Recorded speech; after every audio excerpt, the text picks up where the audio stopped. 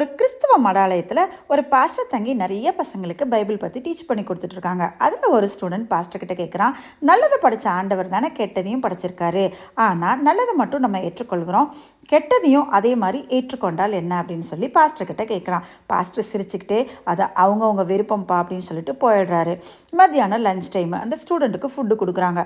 அந்த ஃபுட்டை பார்த்தோன்னே அவனுக்கு அப்படியே ஷாக் ஆகிடுச்சு. ஏன்னா ஒரு கிண்ணத்தில் அவனுக்கு பால், இன்னொரு கிண்ணத்தில் பசுமாட்டு சாணம் வச்சுருக்காங்க.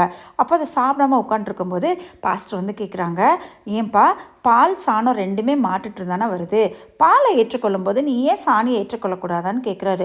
உடனே அவன் முழிக்கிறான்.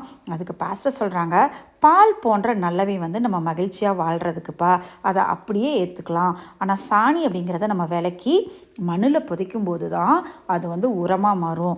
ஏன்னா தீவைகளை வந்து நம்ம விலக்கி மண்ணில் புதைக்கும் போது தான் வாழ்க்கைக்கு அது ஒரு நல்ல எக்ஸ்பீரியன்ஸ் கொடுத்து நம்ம வாழ்க்கையின் பாடத்தை கற்றுக்கொள்ள முடியும் அப்படின்னு சொல்லிட்டு ரோமர் 12:21 நீ தீமையினாலே வெல்லப்படாமல் தீமையை நன்மையினாலும் வெல்லுன்னு சொல்லியிருக்கு. அதனால் தீமை அப்படிங்கிறது நம்ம எக்ஸ்பீரியன்ஸை லேர்ன் பண்ணுறதுக்கு தான்ப்பா. அதனால் நம்மக்கிட்ட இருக்கிற தீமையை நம்ம மண்ணில் புதைக்கும் போது அது நன்மையாக மாறும். அதனால் நம்ம எல்லாருக்குமே வந்து தீமைங்கிறது ஒரு எக்ஸ்பீரியன்ஸை வந்து கெயின் பண்ணுற ஒரு ப்ராசஸ் தான். Have a blessed day.